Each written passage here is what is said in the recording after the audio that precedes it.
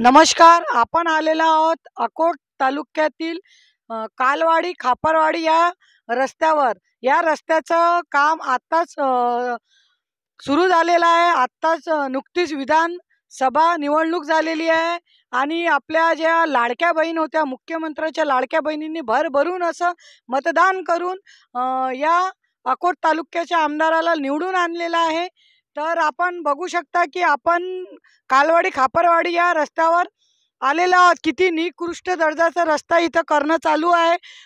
रस्त्यावर त्यांनी रस्त्याच्या आजूबाजूला मुरुम न टाकता मातीची भरती इथे करत आहे आणि काही गावकरी मंडळी आपल्यासोबत आहेत, ज्या या रस्त्याला बरेचसे असे गावं जोडलेले आहेत आणि त्याच गावातील लोक आपल्यासोबत इथे उपस्थित आहेत. आपल्यासोबत एक सेवानिवृत्त शिक्षकसुद्धा इथे आहेत. आपण त्यांच्यासुद्धा प्रतिक्रिया इथे जाणून घेऊयात. सर, काय नाव आपलं? माझं नाव प्राध्यापक अरविंद हिंगणकर. जो हा रस्ता होत आहे कालवाडी खापरवाडी चा जो मधला रस्ता आहे, हा सुरू आहे. हा रस्ता एकदम निकृष्ट दर्जाचा रस्ता होत आहे असं बरेच शेतकऱ्यांचं आणि गावकऱ्यांचं असं मत आहे. त्याबद्दल आपल्याला काय वाटतं? हा रस्ता अतिशय अतिशय खराब रस्ता होत आहे. अतिशय निकृष्ट दर्जाचा रस्ता होत आहे. या रस्त्याची जेव्हा खोदकाम केल्यानंतर यावर जेव्हा मुरुम टाकला गेला, त्या मुरुम टाकल्यानंतर त्याच्यावर पाणी न टाकता तशीच दबाई करण्यात आलेली आहे आणि बऱ्याच ठिकाणी मुरुमसुद्धा व्यवस्थित टाकला नाही आणि सुरुवातीचा जो भाग आहे त्या भागात डांबराचं प्रमाण अतिशय कमी आहे. डांबराचं प्रमाण कमी असल्यामुळं तो रस्ता सध्याच उखळलेला असा. त्यामुळं त्या रस्त्याचं काम हे व्यवस्थित व्हायला पाहिजे, नियमानुसार व्हायला पाहिजे असं ग्रामस्थाचं म्हणणं आहे. तर अजून काही शेतकरी आपल्यासोबत आहेत, त्यांची सुद्धा आपण प्रतिक्रिया जाणून घेऊ. आपल्यासोबत आहेत, आपण त्यांची सुद्धा प्रतिक्रिया जाणून घेऊयात. काका, काय नाव आपलं? रामेश्वर हिंगणकर. बरं, हा जो रस्ता होत आहे एकदम निकृष्ट दर्जाचा रस्ता होत आहे असं आपलं गावकरी लोकांचा आरोप आहे. त्याबद्दल आपलं काय मत आहे? माझं म्हणणं हेच आहे, याची खोदकाम जे करतात बाजूनं, हा रोड रुंदीकरण होत आहे मॅडम. याचं खोदकाम कमीत कमी 3 फूट व्हायला पाहिजे. ते याचं 1 ते 1.5 फूटच खोदकाम झालेलं आहे आणि यांनी याच्यावर जो मुरुम टाकायचा आहे, हार्ड मुरुम, यांनी एकदम निकृष्ट दर्जा मुरुम वापरलेला आहे. त्याच्यामुळे याच्यावर जर लक्ष दिलं तर अजून चांगलं काम होईल, हीच आमची इच्छा आहे.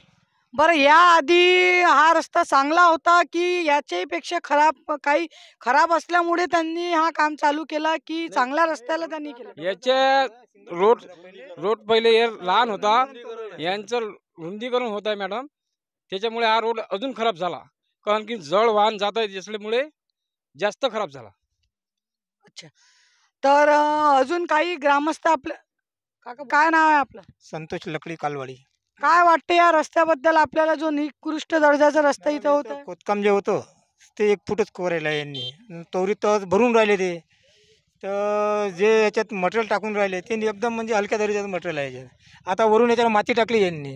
हे पाहून घ्या तुम्ही, फोटो काढून घ्यायचे. हे माती पांढरी माती आहे. हां, आता सांगा याच्यावर मुरुम टाकायला पाहिजे होतं. म्हणजे आता जो पाऊस आला त्यामुळे बरेच असं शेतकऱ्यांना काय म्हणजे संकटांना याच्यावर गाड्या स्लिप होतात, माती आहे पावसामुळं. आणि तशी आता याच्यावर पाणी टाकले नाही, तसेच दबाई करू राहिले. तर आपण बघू शकता की इथल्या जे ग्रामस्थ आहेत, त्यांनी, शेतकरी वर्ग आहे, त्यांनी इथे प्रतिक्रिया दिलेली आहे. ते आक्रमक झालेले आहेत.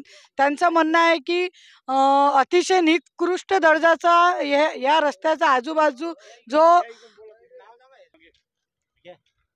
अजून एक ग्रामस्थ आपल्यासोबत इथे आहेत की जे या रस्त्यांनी नेहमी येणे जाणं करत असतात. त्यांच्या सुद्धा आपण इथं प्रतिक्रिया घेऊयात.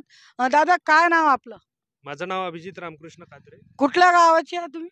मी वरुड जवळक्याचा आहे आणि रोज सकाळ संध्याकाळला मी शाळेमुळे माझ्या मुलांच्या मी रोज अपडाऊन करतो या रस्त्याने. बरं, या रस्ता जो होत आहे त्या म्हणजे निकृष्ट दर्जाचा रस्ता होत आहे, या रस्त्याला काय तुम्हाला सामोरे जावं लागते?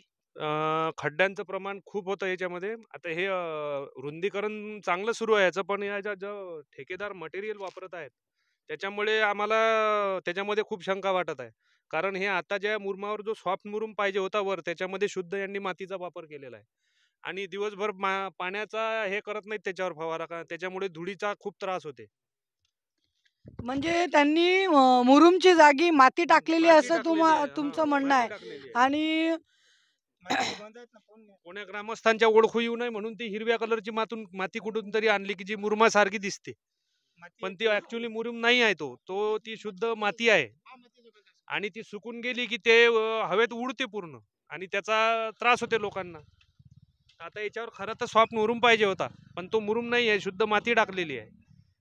तर आपण आणि आमचं ग्रामस्थांचं 3-4 गावच्या ग्रामस्थांचं असं मत आहे की बुवा कालवाडीच्या स्मशानभूमीपासून तर तिकडे नंदिकेश्वर जिनिंगपर्यंत जो पोर्च आहे मधला सोडलेला आहे त्यांनी, तो पण जो पोर्शन सोडला तो या जड वाहनांमुळे आणि या आलेल्या मोठमोठ्या पोकलेनमुळे तो पण खराब झालेला आहे. तर आता तो खराब झालेला, आता पुन्हा तेच परिस्थिती 1 वर्षानंतर उद्भवेल की बाबा हा जो चांगला रस्ता होता या रस्त्यानंतर आता 1 वर्षानंतर पुन्हा तो खराब होऊन जाईल. त्यापेक्षा तोही पूर्ण अखंड जर केला तर ही भविष्यात परिस्थिती 2-4-5 वर्ष उद्भवणार नाही. नाही तर आता 1 वर्षानंतर तेवढ्या पोर्शनचा अजून त्रास होणारच आहे लोकांना. तर तोही या दोन्ही मतदारसंघाच्या आमदार साहेबांना आमची विनंती आहे ग्रामस्थांची की तोही तेवढा पोर्शन अर्धा किलोमीटरचा त्यांनी सोडू नये, तो पण पुन्हा करण्यात यावा, कारण तो या जड वाहनांमध्ये खराब झालेलाच आहे. तर आपण बघू शकता की आपण इथे ग्रामस्थांचे प्रतिक्रिया जाणून घेतलेल्या आहेत. अकोला पूर्व आणि अकोट मतदारसंघातील हा रस्ता दोन्ही मतदारसंघाला जोडणारा रस्ता आहे. तर अकोट पूर्व आणि अकोट मतदारसंघातील आमदारांनी जर काळजीने जर लक्ष दिलं तर या रस्तेदारांना हा रस्ता चांगला होऊ शकतो. आणि या रस्त्याच्या ठेकेदारांना त्यांनी ताकीद दिली तर ते जो निकृष्ट दर्जाचा रस्ता करत आहेत, मुरुमच्या जागी माती टाकत आहेत, तर तो रस्ता चांगला करण्यासाठी त्यांनी प्रयत्न करावे, असेच खापरवाडी ग्रामस्थाची मागणी आहे. जर हे त्यांची मागणी पूर्ण केली नाही तर ते धरणे आंदोलनसुद्धा करणार आहेत, रस्त्यावर सुद्धा उतरणार आहेत.